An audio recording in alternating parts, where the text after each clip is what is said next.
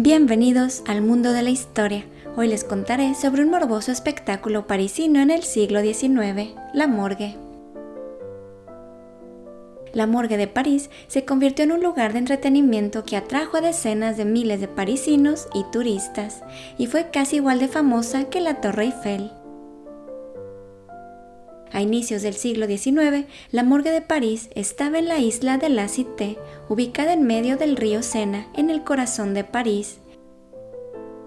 En 1864 se trasladó por razones prácticas al borde del río Sena, detrás de la Catedral de Notre Dame. La nueva morgue era más grande y tenía una ubicación estratégica para recoger los cuerpos encontrados en el Sena. Su finalidad era identificar los cuerpos que nadie reclamaba, a menudo víctimas de crímenes o que morían en accidentes de fábricas y de las numerosas construcciones que contaban con escasas medidas de seguridad. Los encargados de la morgue tuvieron la idea de colocar los cadáveres en mesas de mármol inclinadas y exponerlos detrás de un vidrio para que los parientes o amigos de los difuntos los reconocieran y reclamaran los cuerpos. Previo a la exhibición, los cuerpos eran despojados de su ropa y de las pertenencias que pudieran llevar, se inspeccionaban y se refrigeraban. Si se preguntan cómo conservaban los cuerpos en esa época, les cuento que dentro de la morgue circulaba aire helado y los cuerpos se enfriaban con un incesante goteo de agua helada que caía del techo. Después de 1882, los cuerpos se mantuvieron fríos gracias a un moderno sistema de refrigeración.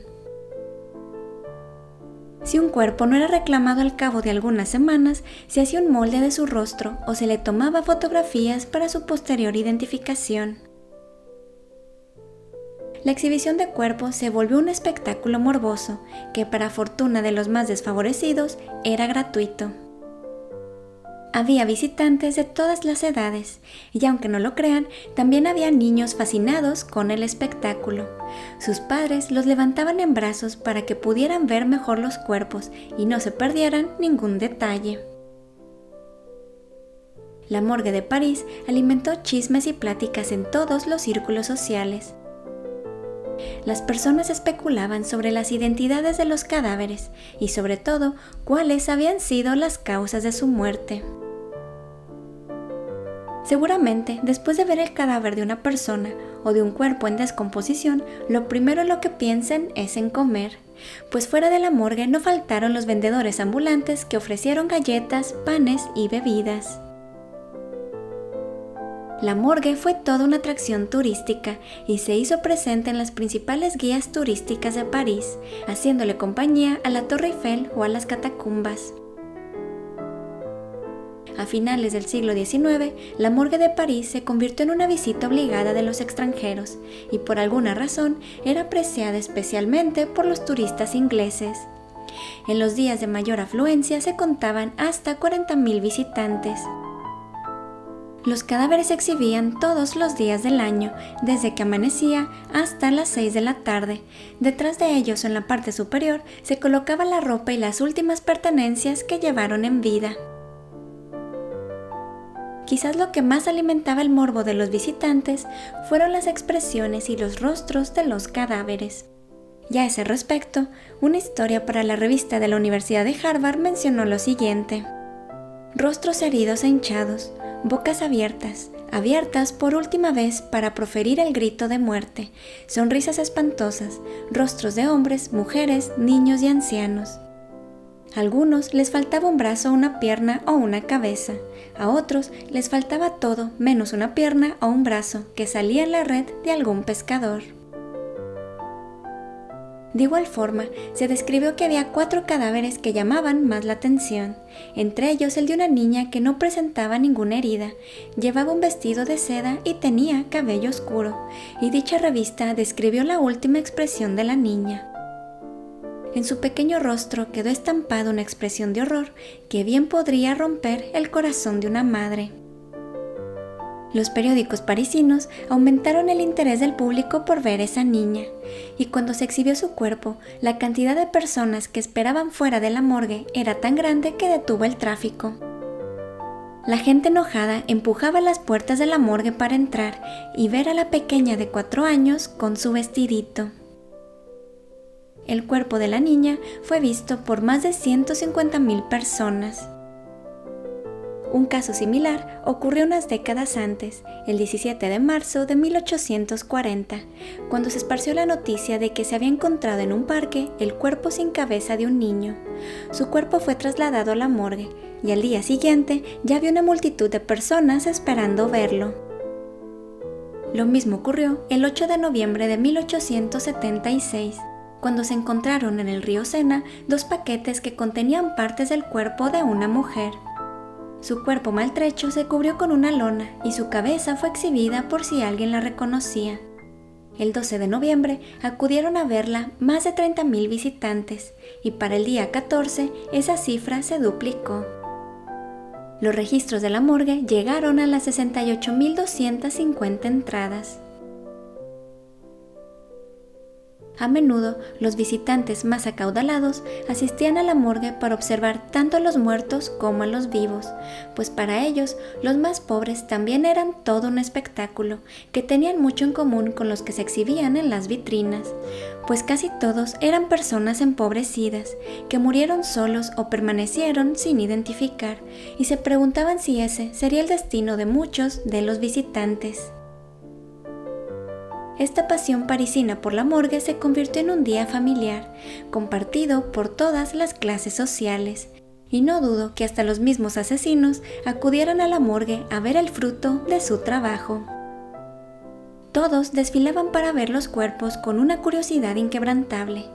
Entre más espantosas habían sido las muertes, más largas eran las filas, y que no se les ocurriera a los de la morgue exhibir pocos cuerpos, porque la insatisfacción de la multitud se hacía evidente. A esas alturas, las personas querían enterarse de crímenes violentos constantemente, porque sabían que podrían ir a ver los cadáveres en los días subsecuentes. Se les pedía a las personas que si reconocían algún cadáver se lo informaran inmediatamente a los guardias, pues recordemos que ese era el propósito inicial. Sin embargo, los visitantes de la morgue estaban motivados por la curiosidad y el morbo de ver los cuerpos desnudos. Un ejemplo de la sed de muerte de los parisinos y turistas de la época ocurrió en 1895, cuando fueron sacados del río Sena 2 cuerpos, uno de un niño de 18 meses y otro de 3 años. La policía tuvo que intervenir para calmar a la multitud iracunda que intentaba ingresar a la morgue. Y en el interior no faltaron los codazos y empujones de las personas que querían tener una mejor vista, y algunos hasta levantaron a sus hijos para que vieran mejor y les describieran los cuerpos. En 1885, Sigmund Freud opinó sobre el espectáculo de la morgue de París y mencionó lo siguiente: "No creo que las personas conozcan el significado de la vergüenza o el miedo".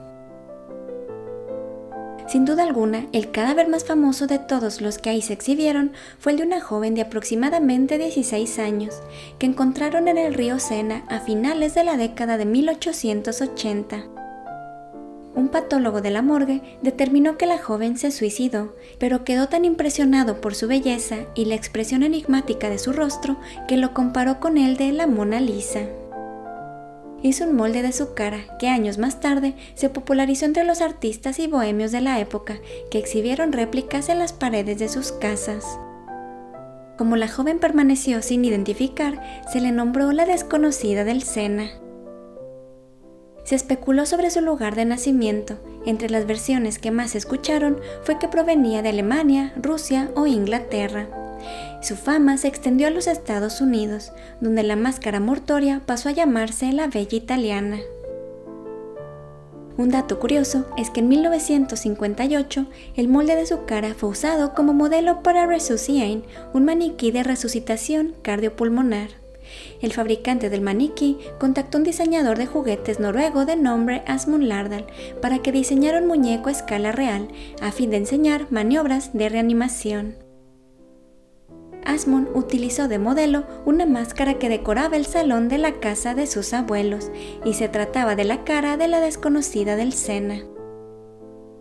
Y otro dato curioso es que el estribillo del coro de la canción Smooth Criminal de Michael Jackson, que dice "Annie, are you okay?", está inspirado en ese maniquí. Para la mala suerte de los morbosos, la morgue de París cerró al público el 15 de marzo de 1907, prácticamente porque el gobierno estaba preocupado por la higiene moral de sus ciudadanos.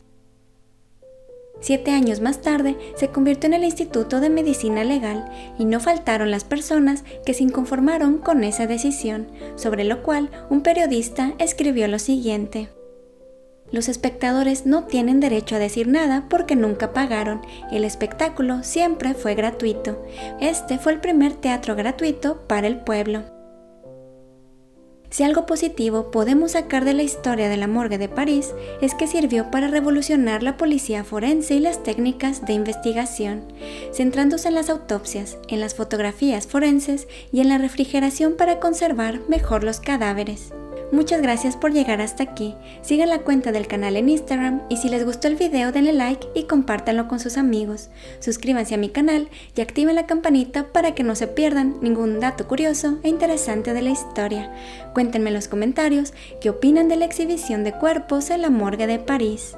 Si llegaron hasta aquí, dejen en los comentarios el emoji de una calaverita y la bandera de París. Y hasta pronto.